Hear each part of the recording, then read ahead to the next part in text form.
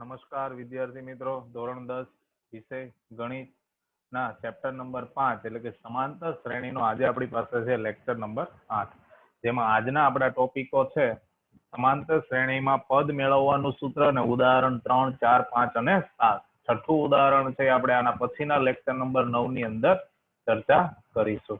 તો આપણી પાસે જે આ લેક્ચર છે એ લેક્ચર ની અંદર આપણે ચેપ્ટરના બીજા ટોપિક વિશે ચર્ચા કરવાના છે, જેમાં છે સમાંતર શ્રેણીમાં પદ મેળવવાનું સૂત્ર. અગાઉનો જે ટોપિક હતો આપણો એટલે કે ચેપ્ટરની શરૂઆત જે આપણે કરેલી હતી એમાં એવી વાત કરેલી હતી કે સમાંતર શ્રેણી છે કે નહીં, એ કેવી રીતે આપણે દર્શાવી શકીએ એના વિશે વાત કરતા હતા. હવે આપણે સમાંતર શ્રેણીમાં જો કોઈ પદ મેળવવાનું હોય અથવા તો આપેલું હોય તો એ પદ વિશે આપણે ચર્ચા કરવાની છે. આખી શ્રેણી વિશે તો વાત થતી જ રહેશે, પણ એની સાથે સાથે આપણે પદ વિશે પણ અહીંયા ચર્ચા કરવાની છે. અને ત્યારબાદ આપણે ઉદાહરણ નંબર 3, 4, 5 અને 7, ઉદાહરણ નંબર 6 છે આના પછીના લેક્ચર ની અંદર આપણે જોઈશું. તો આ લેક્ચર ની અંદર આપણો જે પ્રથમ ટોપિક છે સમાંતર શ્રેણીમાં પદ મેળવવાનું સૂત્ર, એના વિશે આપણે ચર્ચા કરીએ. તો સમાંતર શ્રેણીમાં પદ મેળવવું, nમું પદ એટલે કે તમને એમ કહેવામાં આવે છે શ્રેણીનું 10મું પદ મેળવો, 50મું પદ મેળવો, 25મું પદ મેળવો. તો એ પદ એટલે કે nમું પદ એટલે પદની સંખ્યા થશે. n એટલે પદની સંખ્યા, અથવા તો એને કહી શકાય કે શ્રેણીનું અંતિમ પદ. તો જો તમને એમ કહેવામાં આવે કે આપેલી શ્રેણીનું અંતિમ પદ મેળવો, તો અંતિમ પદ મેળવવા માટેનું સૂત્ર પણ એ જ રહેશે. તો આપણે જોઈએ એમનું સૂત્ર કે an બરાબર a પ્લસ n માઇનસ 1 ગુણ્યા d. આ આપણું અંતિમ પદ એટલે કે nમું પદ. એટલે શ્રેણીનું તમને 10મું પદ કીધું હોય તો એ 10 થાય, શ્રેણીનું 25મું પદ તો એ 25 થાય, અથવા તો તમને એમ કહે છે કે શ્રેણીનું છેલ્લું પદ 50 છે તો એ 50 મેળવવાનું થાય. ટૂંકમાં તમને જયારે પદ મેળવવાનું કહે છે ત્યારે આ સૂત્રનો ઉપયોગ કરવો પડે. તેમનું સૂત્ર છે an બરાબર a પ્લસ n માઇનસ 1 ગુણ્યા d.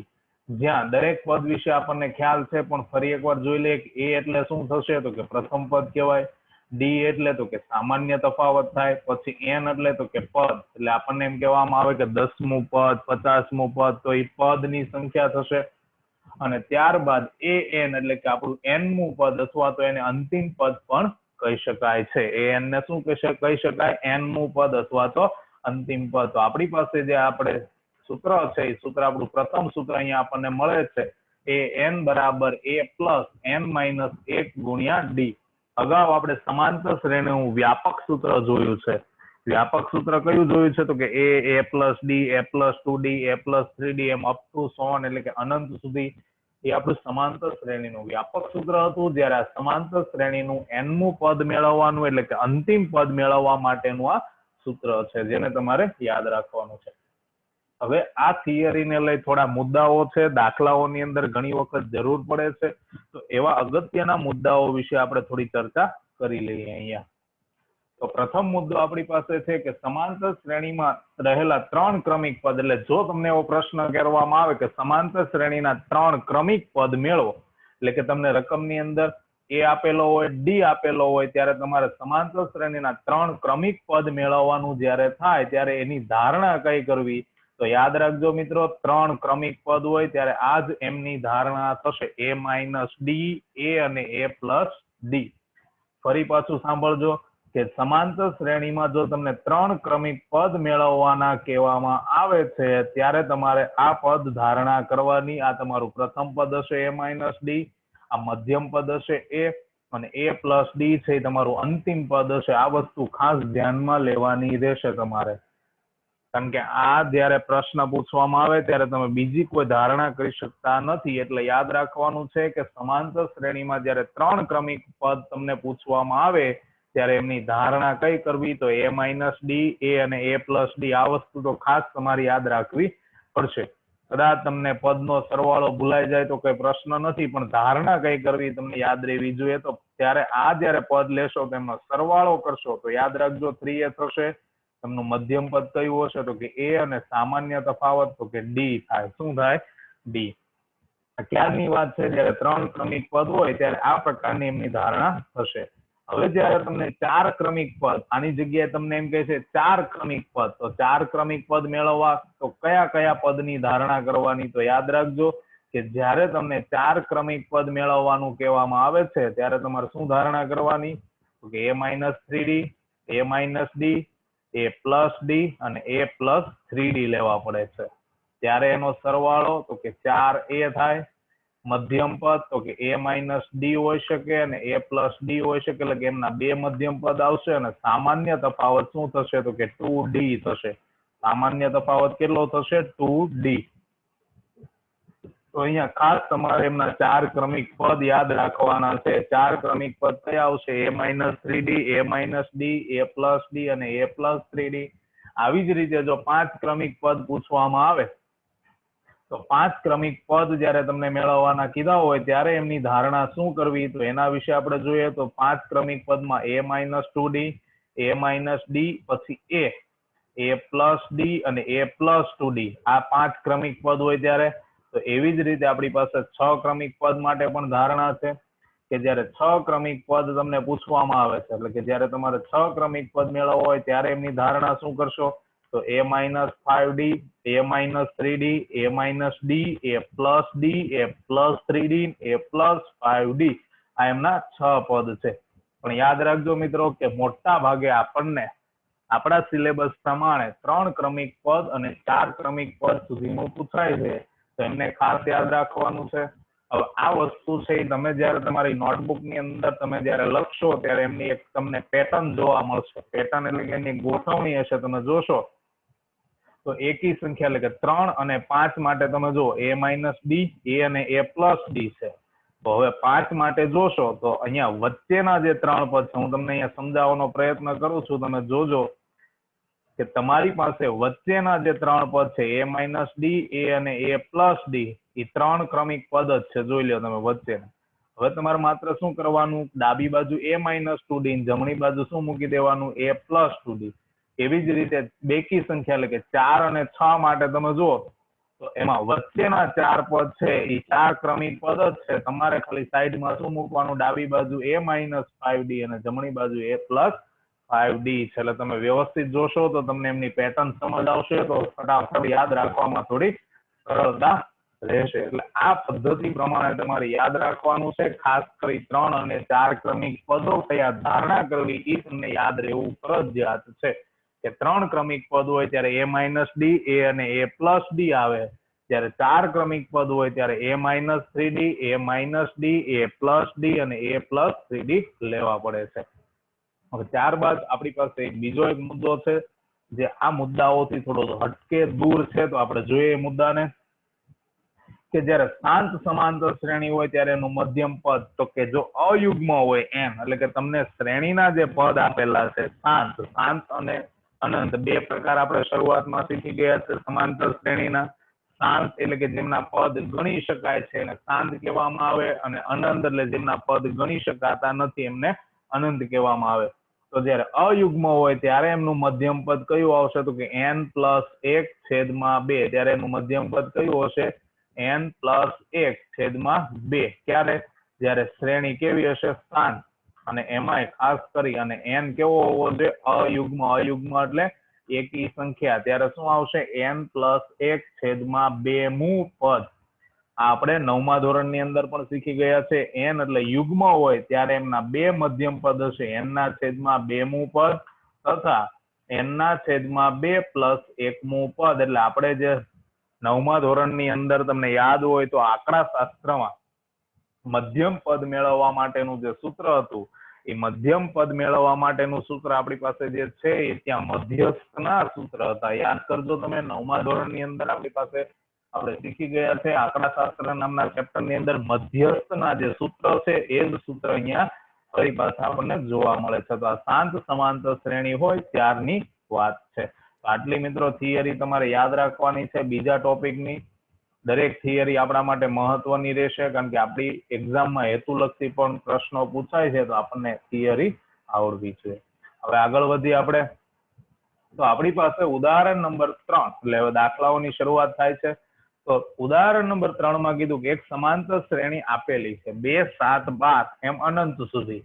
એનું 10મું પદ કયું છે એ આપણે ગોતવાનું છે. આપણને 3 પદ સુધી આપ્યા છે. આ શ્રેણીને અનંત સુધી છે તો તમને 10મું પદ કે છે, તો આપણે 10મું પદ કયું હશે એ મેળવવાનું છે.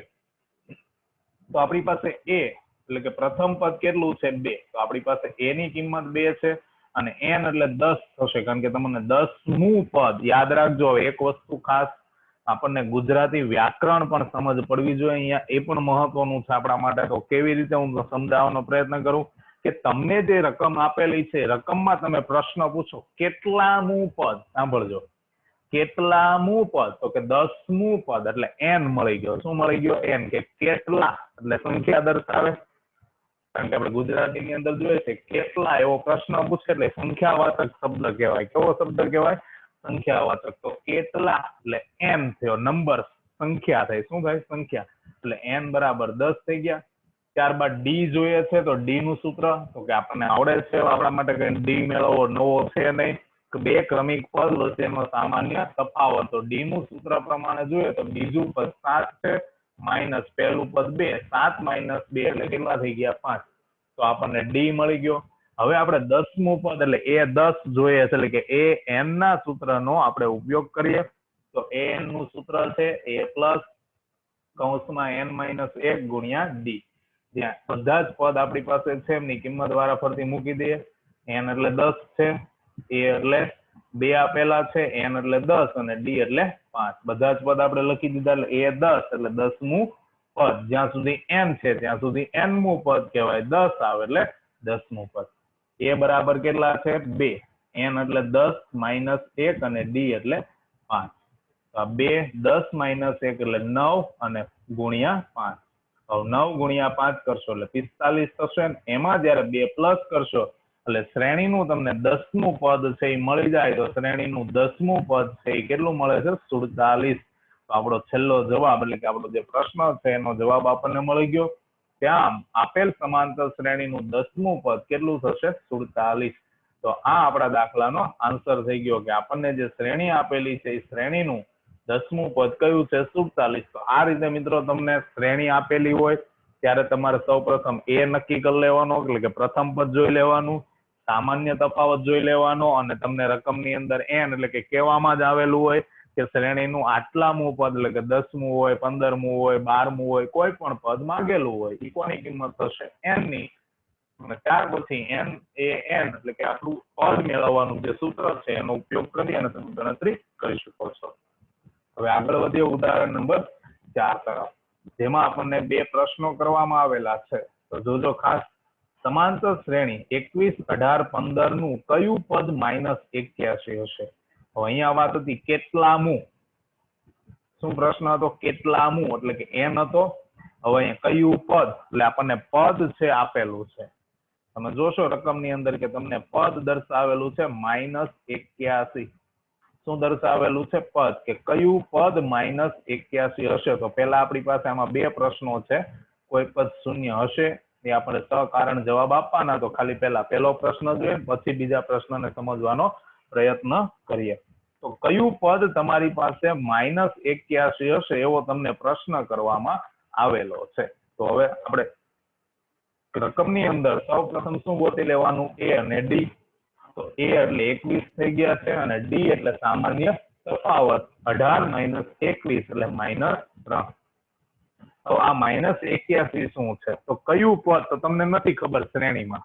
જેમ અહીંયા આપણે વાત કરી કે 47 છે એ 10મું પદ છે, તો એમ -81 છે એ કયું પદ હશે? તો આપણે n આપણને આપ્યો છે, આપણને n નથી આપ્યો. જયારે અહીંયા સ્પષ્ટ છે n આપેલો છે. મિત્રો થોડું અટપટું છે સમજવામાં, ખાસ ફોકસ કરજો જે શબ્દો આપું છું એના પર, કે અહીંયા તમને nમું પદ આપેલું હતું, જયારે અહીંયા કયું પદ એટલે an આપેલું છે. અહીંયા શું આપેલું છે? an. જયારે આ શું છે? n એટલે કે પદની સંખ્યા. તો કયું પદ? તો આપણે ધારી લઈએ કે ધારો કે સમાંતર શ્રેણીનું nમું પદ કયું એટલે n થશે. શું થશે?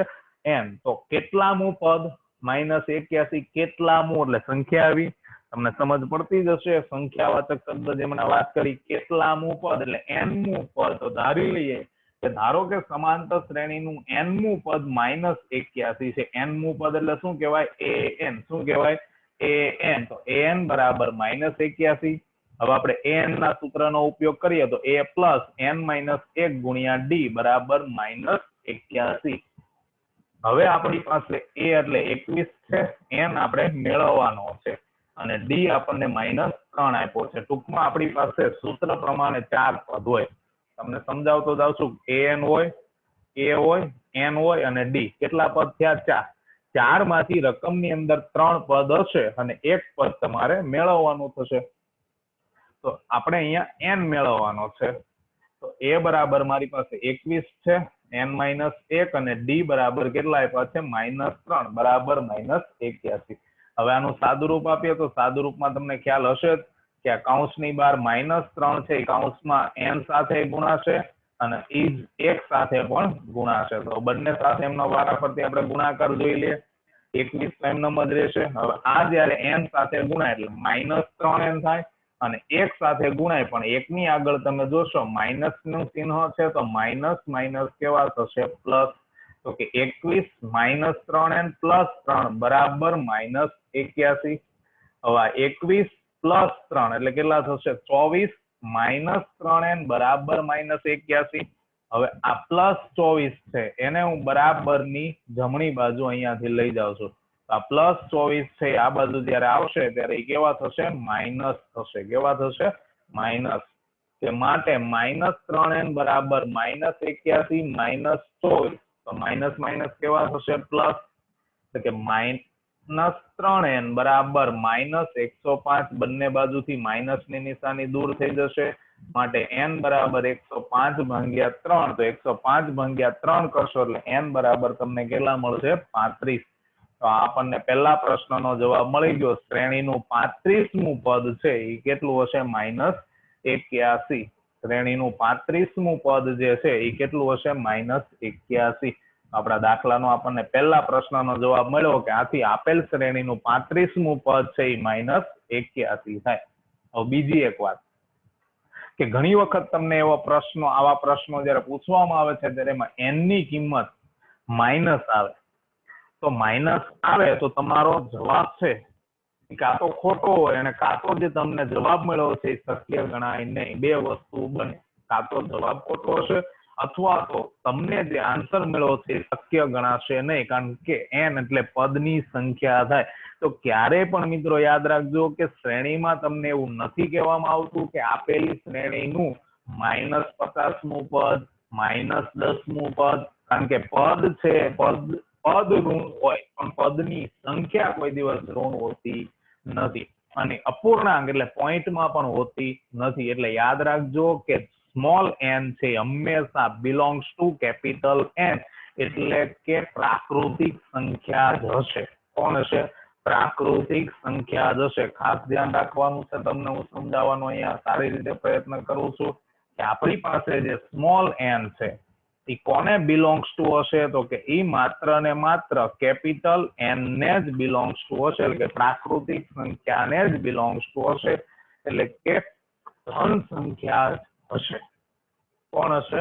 ધન સંખ્યા. એમાં ઋણ પણ નહીં આવે, પોઈન્ટ વાળી સંખ્યાઓ પણ નહીં આવે, અંશ છેદ વાળી સંખ્યાઓ પણ નહીં આવે, વર્ગમૂળ વાળી સંખ્યાઓ પણ નહીં આવે. માત્ર ને માત્ર પ્રાકૃતિક સંખ્યાઓ જ હશે. તે ક્યાંથી શરૂ થાય છે? 1 થી 1, 2, 3, 4, 5, 6, 7 એમ અનંત સુધી. એટલે જો તમને માઇનસ જવાબ મળે અથવા અપૂર્ણાંક મળે એટલે કે અંશ અને છેદ વાળું મળે તો યાદ રાખવાનું કાં તો તમારો દાખલો ખોટો છે અથવા તો તમને જે જવાબ મળ્યો છે એ શક્ય ગણાશે નહીં. તો આવા પ્રશ્નો પણ આપણી પાસે આવશે ત્યારે આપણે એની વિગતવાર ચર્ચા કરીશું. હવે ત્યાર પછી આપણી પાસે એક બીજો પ્રશ્ન છે એનો જ કે કોઈ પદ શૂન્ય હશે. એટલે પ્રશ્ન એનો જ છે અહીંયા કયું પદ હતું અને અહીંયા કોઈ પદ, એટલે અહીંયા તમારી પાસે n ની કિંમત, જે અહીંયા મેં વાત કરી કે n ની કિંમત છે એ ધન જ આવવી જોઈએ, એટલે કે પ્રાકૃતિક સંખ્યા જ આવવી જોઈએ. કેવી આવવી જોઈએ? પ્રાકૃતિક સંખ્યા. જો તમારો આન્સર ઋણ આવશે અથવા તો અંશ છેદ વાળી સંખ્યા હશે તો શૂન્ય હશે નહીં. તો આપણે જોઈએ કે n ની કિંમત આપણને કેવી મળે છે. તો સૌપ્રથમ આપણે ધારી લીધું કે ધારો કે શ્રેણીનું nમું પદ શૂન્ય હશે. ખાસ ધ્યાન રાખજો, છે કે નહીં આપણને ખબર નથી, હશે એવો પ્રશ્ન કરેલો હશે. તો જે કાર્ય છે આનું આ જ કરવાનું છે, જે આ દાખલો ગણ્યો એ જ પ્રમાણે કે an બરાબર 0, an નું સૂત્ર a પ્લસ n-1 ગુણ્યા d બરાબર 0, a ની કિંમત 21, d ની કિંમત -3 મૂકી દઈએ. પછી -3 જેમ ઉપર આપણે વાત કરી બંને સાથે ગુણાશે વારાફરતી તો કે 21 -3n +3 બરાબર 0. 21 ને 3 કેટલા થશે 24 -3n બરાબર 0. તો આ -3n છે બરાબર ની જમણી બાજુ જશે એટલે પ્લસ થશે તો 24 બરાબર 3n. એમાંથી હું n ને જયારે સૂત્રનો કરતા બનાવું એટલે 3 છેદમાં જતા રહે n બરાબર કેટલા મળ્યા 8. તો 8 છે એ કેવી સંખ્યા કહેવાય તો કે બિલોંગ્સ ટુ 8 છે એ શું થશે બિલોંગ્સ ટુ કેપિટલ n. શું થશે બિલોંગ્સ ટુ કેપિટલ n એટલે પ્રાકૃતિક સંખ્યા છે. એટલા માટે તમે એવું કહી શકો કે આપેલી શ્રેણીનું 8મું પદ છે શૂન્ય હશે. આપેલી શ્રેણીનું કેટલામું પદ 8મું પદ. તો તમારા દાખલાનો બીજા પ્રશ્નનો જવાબ પણ મળી ગયો કે આમ આપેલી શ્રેણીનું 8મું પદ શૂન્ય બને. હવે માની લ્યો કે તમે જે પ્રશ્ન અહીંયા ગણેલો છે એ પ્રશ્નમાં તમારી પાસે અહીંયા આન્સર જો -8 મળે, કેટલો મળે -8, તો તમે એવું કહી શકો કે આપેલી શ્રેણીનું કોઈ પણ પદ છે એ શૂન્ય હશે નહીં. શ્રેણીનું કોઈ પણ પદ શૂન્ય હશે નહીં એવું તમે દર્શાવી શકો છો. પણ અહીંયા આપણી પાસે આન્સર આપણને શૂન્ય મળ્યો કારણ કે આપણો જે n છે એ બિલોંગ્સ ટુ કેપિટલ n છે એટલે કે પ્રાકૃતિક સંખ્યા છે માટે શ્રેણીનું 8મું પદ છે એ શૂન્ય બને એવું આપણે કહી શકીએ છીએ. હવે આગળ વધીએ આપણે ઉદાહરણ નંબર 5 તરફ. તો ઉદાહરણ નંબર 5 ની રકમમાં કીધું કે જે શ્રેણીનું ત્રીજું પદ 5 અને 7મું પદ 9 હોય એવી સમાંતર શ્રેણી ગોતવાની. એટલે આપણને અહીંયા બે પદ આપેલા છે, નથી a આપેલો નથી d આપેલો. અહીંયા આપણને બે પદ આપવામાં આવ્યા છે. ત્રીજું પદ એટલે a3 બરાબર 5 અને 7મું પદ એટલે a7 બરાબર 9 છે. હવે આ દાખલો છે સૌથી અગત્યનો છે તો સમજવાનો પ્રયત્ન કરજો કે પેલા તો તમને ત્રીજું પદ આપેલું છે. શું આપેલું છે? ત્રીજું પદ 5 છે. તો ત્રીજા પદ વિશે આપણે જોઈ લઈએ. a3 બરાબર 5. a3 નું સૂત્ર એટલે કે an નું સૂત્ર છે એનો ઉપયોગ કરવાનો. a પ્લસ n માઇનસ 1 ગુણ્યા d બરાબર 5 જ્યાં n એકલો આપેલો છે 3. n એકલો આપેલો છે 3 તો 3 માઇનસ 1 એટલે કેટલા થશે 2. તો a પ્લસ 2d બરાબર 5 કારણ કે a અને d આપણી પાસે નથી. આને કહી દીધું પરિણામ નંબર 1. શું કહી દીધું? પરિણામ નંબર 1. હવે અહીંયા એક બીજી વસ્તુ તમારે યાદ રાખવાની છે કે ત્રીજું પદ હોય એટલે a પ્લસ 2d થાય એટલે 1 ઘટે. તમે જુઓ 3 હતા તો 1 ઘટ્યું એટલે 2d આવ્યું. એવી રીતે માની લો કે 5મું હોય તો a પ્લસ 4d 5 કરતા 1 ઘટે એટલે અહીંયા કેટલા થઈ જાય છે 4. આ ટૂંકી રીત તમારે યાદ રાખવાની છે કારણ કે આગળ જતા એવા જ પ્રશ્નો આપણે સોલ્વ કરવાના છે. a3 બરાબર 5. તો આ શ્રેણીનું ત્રીજું પદ આપણી પાસે 5 છે.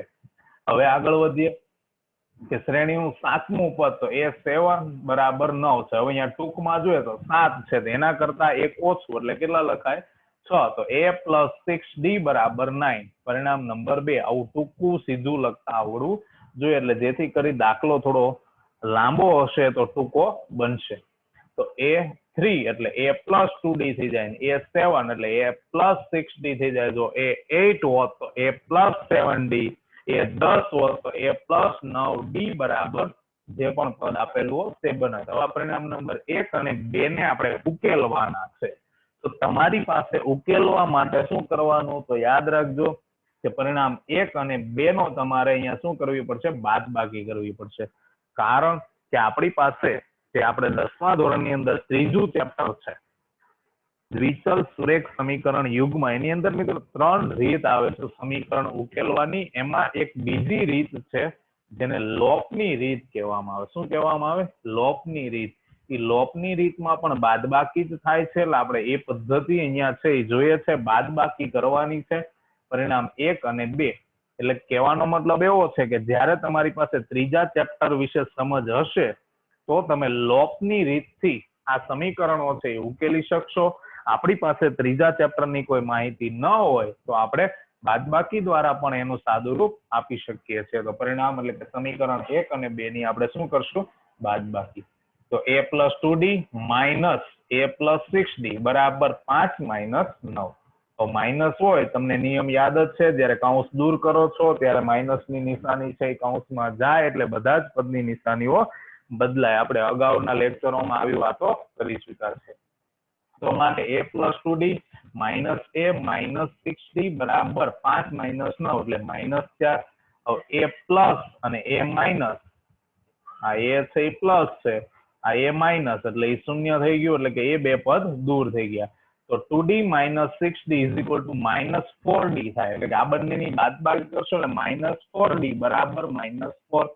બંને બાજુથી માઇનસ માઇનસ પણ દૂર થઈ જાય. હવે તમે 4 4 ઉડાડી દો, જો જવાબ 0 લખો તો ખોટો, પણ 4 4 ઉડાડીને તમે આન્સર 1 લખો તો સાચો. એટલે કે d બરાબર 4 ના છેદમાં 4, કારણ કે આ 4 ગુણાકારમાં છે, બીજી બાજુ જશે ભાગાકારમાં, તો 4 4 પણ દૂર થઈ, એટલે d ની કિંમત કેટલી મળી ગઈ? 1. કારણ કે સમાંતર શ્રેણી મેળવવાની કીધી છે. શું મેળવવાનું કીધું છે? ખાસ જોજો પ્રશ્ન. સમાંતર શ્રેણી, અને સમાંતર શ્રેણી મેળવવી એટલે તમારી પાસે બે વસ્તુ ખૂબ જ ઇમ્પોર્ટન્ટ હોય, a અને d, કારણ કે એના વગર શક્ય જ નથી. તો આપણી પાસે d મળી ગયો 1. તમને સમજ પડી હશે કે તમને ત્રીજું પદ આપ્યું હતું a3 બરાબર 5, એના પરથી આપણે એક પરિણામ મેળવ્યું a પ્લસ 2d બરાબર 5. પછી સાતમું પદ આપેલું હતું 9, એના પરથી આપણે બીજું એક પરિણામ મેળવ્યું a પ્લસ 6d બરાબર 9. અને એ બંને પરિણામોની આપણે શું કરી છે? બાદબાકી. ખાસ ધ્યાન રાખવાનું છે કે તમારે એમનો લોપ એટલે કે એમની બાદબાકી કરવાની છે, એટલે તમને d અથવા a કોઈ પણ પદ મળી શકે. અહીંયા આપણને શું મેળવ્યો છે? d. હવે મારે શું મેળવવો પડશે? a. તો આ d ની કિંમત છે એ હું કાં તો પરિણામ નંબર 2 માં મૂકી શકું અથવા તો પરિણામ નંબર 1 માં, એટલે સમીકરણ 1 અથવા 2 માં મૂકી શકાય. તો આપણે d બરાબર 1 છે એની કિંમત સમીકરણ 1 એટલે કે પરિણામ 1 માં મૂકીએ. તો મારી પાસે પરિણામ 1 શું? તો કે a પ્લસ 2d બરાબર 5. એમાં d ના સ્થાન પર એટલે કે આ d દેખાય છે ત્યાં મારે 1 લખવાનો છે, તો 2 એકા 2, અને આ 2 છે એ બરાબર ની બીજી બાજુ જયારે જશે ત્યારે માઇનસ થશે. તો a બરાબર 5 માઇનસ 2 એટલે a બરાબર કેટલા મળ્યા? 3. તો આ a છે એમાં હું જયારે d ઉમેરું એટલે મને બીજું પદ મળે, એમાં ફરી પાછો d ઉમેરું એટલે ત્રીજું પદ મળે, એમાં ફરી પાછો d ઉમેરું એટલે ચોથું પદ મળે, એમાં ફરી પાછો d ઉમેરું એટલે પાંચમું પદ મળે. તો આવી રીતે મને સમાંતર શ્રેણી મળશે. તો આમ જે મારે સમાંતર શ્રેણી જોઈએ છે એ પહેલું પદ 3 હતું, એમાં મારે તફાવત ઉમેરતો જવાનો છે ક્રમશઃ. તો તમને હું સમજાવવાનો પ્રયત્ન કરું છું. જોજો, ત્યાં 3 છે એમાં 1 ઉમેરો તો 4, 4 માં 1 ઉમેરો તો 5, 5 માં 1 ઉમેરો તો 6, જો અગાઉ જોઈએ તો 6 માં 1 7. એવી રીતે તમારી પાસે જે તફાવત તમને આપવામાં આવેલો છે એ તફાવત તમારે ક્રમશઃ શું કરતું જવાનું છે? પ્લસ. એટલે તમને શું મળતી જશે? સમાંતર શ્રેણી. તો આપણને જે સમાંતર શ્રેણી માંગેલી છે અહીંયા મળે છે. હવે જોઈએ ઉદાહરણ નંબર 6. પણ યાદ રાખજો કે આ પ્રશ્ન છે આપણા માટે મહત્વનો છે. એક્ઝામ ની અંદર ઉદાહરણ 5 જેવા પ્રશ્નો પૂછી શકાય છે. સીધું અને સિમ્પલ છે. બે પદ આપેલા હતા, બંને પદથી બે સમીકરણ મળ્યા, એમની બાદબાકી કરી d અને a મેળવી લીધો, અને એના આધારે સમાંતર શ્રેણી મેળવી લીધી. બહુ જ સિમ્પલ છે. હવે ઉદાહરણ નંબર 7 જોઈએ. જેમ અગાઉ કીધું હતું, છઠ્ઠું ઉદાહરણ આપણે આના પછીના લેક્ચર ની અંદર જોઈશું. તો ઉદાહરણ નંબર 7 માં કીધું 2 અંકની કેટલી સંખ્યાઓ 3 વડે વિભાજ્ય છે. તો પહેલા તો આપણને સમજ પડવી જોઈએ કે 2 અંકની સંખ્યાઓ કેટલી ગણાય. તો 2 અંકની સંખ્યાઓ ક્યાંથી શરૂ થશે મિત્રો? તો કે 2 અંકની સંખ્યાઓ 10 થી શરૂ થશે અને 99 સુધી જશે.